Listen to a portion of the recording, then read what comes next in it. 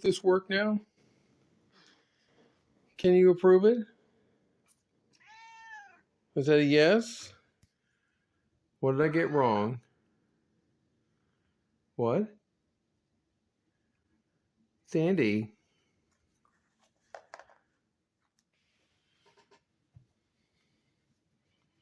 Come on, give me a doggy scratch.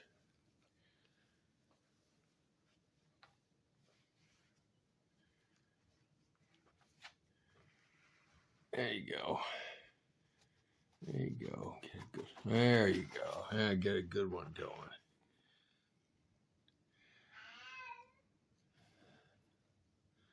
Thank you for approving.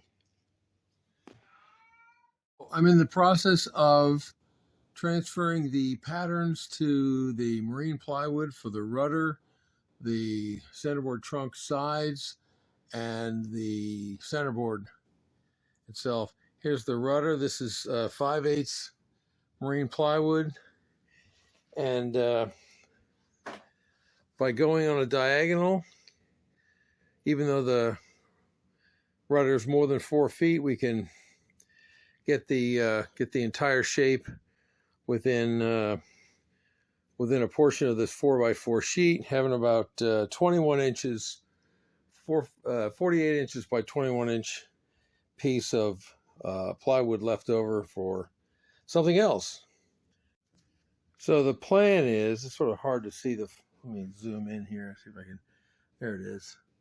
So there's the pattern on the plywood, and then I drew in a diagonal and fit the rudder pattern against that, and came across from the very corner to whatever 48 minus 21 is, and also drew a straight line down perpendicular to the edge for this piece. So the plan is to cut out the plywood on the diagonal and then lay the piece that's patterned on top of the plywood before I cut it out, confirm the size, then cut out the straight line here, and then take a jigsaw and cut out the pattern. That way they should be a very close match. So this is the 1/2-inch plywood with the centerboard pattern on top of it. Now I've drawn one pattern on the far side, which butted up against the bottom and goes around like that. And then I tried 2 different layouts, one up high and one down a little bit lower. The lower one in this image is the one that butts up against the edge, whereas the upper one will sit up higher. The goal would be to try to get a nice piece of scrap plywood. Given that this is a nice, I got to cut this edge to get it nice, I prefer to have this, use this smooth edge and just deal with the waste in the middle. So that's the plan. And this is, just to confirm, this is 1/2-inch plywood glued together to get 1 inch. It's not quite a half, slightly under. And the rudder is 5/8. The directions call for the final thickness to be 1 1/8. So we're going to be a little bit over that, which some's good, more is better. I think it's better than several people I've seen do the rudder with 1 inch. And I think the extra 1/8 to 1/4 inch is probably worthwhile, given the fact you're putting screws into the edge of plywood without braces. I set up my Mastercraft track saw guide. This guy right there. And had to fiddle around with having a piece for the pieces to clamp onto. Something like this under there. Had to have a extra piece that was a little longer than this piece of foam that I have, and I put a 60-tooth 7 1/4 inch blade on this Milwaukee and set it up on the track saw, on the track saw guide, and beautiful cutout. By the way, using this track saw, from what I've seen on YouTube, you never want to put the track saw down on the track. I mean, with this track saw guide, you want to put your saw down upside down, elsewise the track shifts and you start cutting the this red edge and it just loses alignment. I set up this track saw guide, and the trick is the kerf is on the right, and so your line has to be on the left. And so the way this is drawn, this is again the centerboard, that's going to get cut out with a jigsaw, and I can cut this across, and then I'll cut this out with, well, I'm not sure what at this point, but the to cut this on the line, I need to start here, and it really doesn't, I'm not happy trying to plunge with this system. And so if I were to start at that end, the track would be on that side of the cut, and so I'm going to have this wide open, and so I'm going to, I have to decide if I want to bother with splitting this, because I want to be able to get the kerf in the right place. But anyway, so I think I'm going to throw away all these lines. It's just a matter of having to plan the layout. It's something I hadn't thought about before I set up this track saw guide. So I did in fact change the layout, and I've got all these squiggly lines, but I just laid the track across the diagonal. So now I'm going to lay this piece on, well, I'm going to put one of these pieces on top of each other, clamp them down. We'll lay probably, well, whichever one will fit, and then I'll clamp them, and then I'll set up the track again and make a couple cuts. I've squared the track to this edge, and this is the top of the upper part of the centerboard, about as good as we can get with this gear. But anyway, so I checked this corner, and that was square, so now I'm making this square.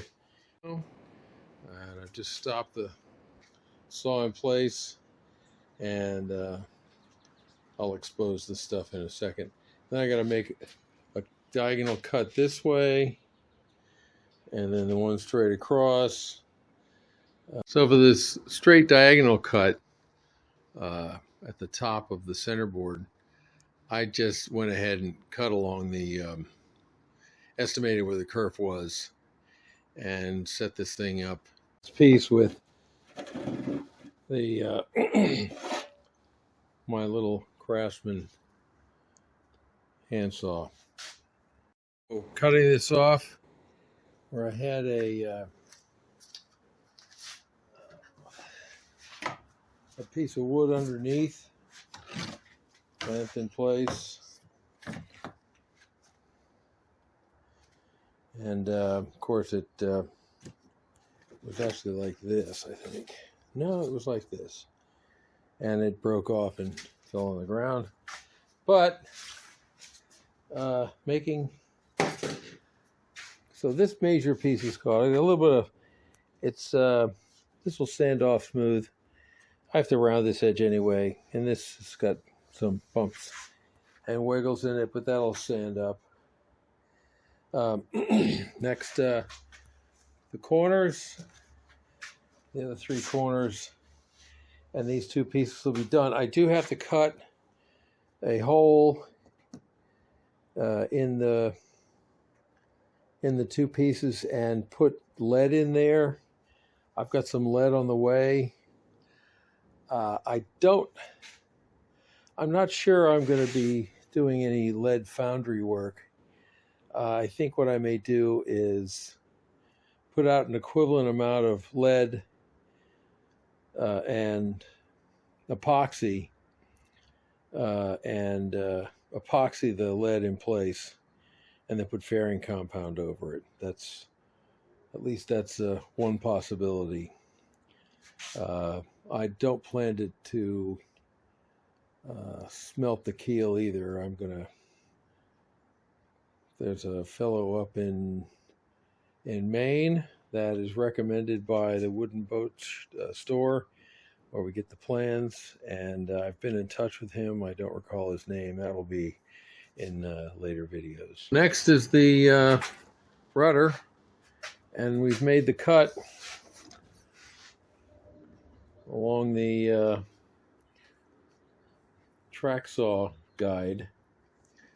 Now we're going to move on. So we're going to flip this piece over and put it on top of the other one, cut it off, and then jigsaw out the pattern. So there's the original piece with the pattern on it, and that's going to be laid on top of this piece here. And you always have to remember where you want the kerf, because the kerf is on the outside of the track.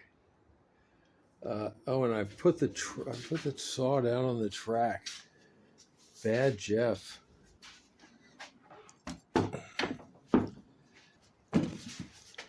Like this.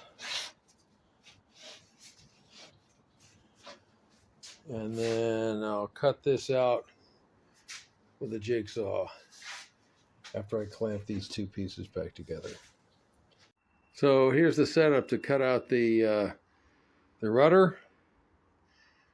Just got these two things clamped together and clamped down to the corner of this foam board, sitting on top of plywood, of course. And just going to cut it out with the jigsaw. So there's the finished product. It's not exactly square coming in there, but I'll clean it up.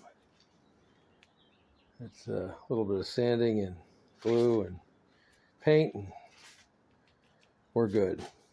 So I've taken the two outside faces, which, you know, got pretty well torn up, and the other one's probably, that's not too bad, actually it's pretty good.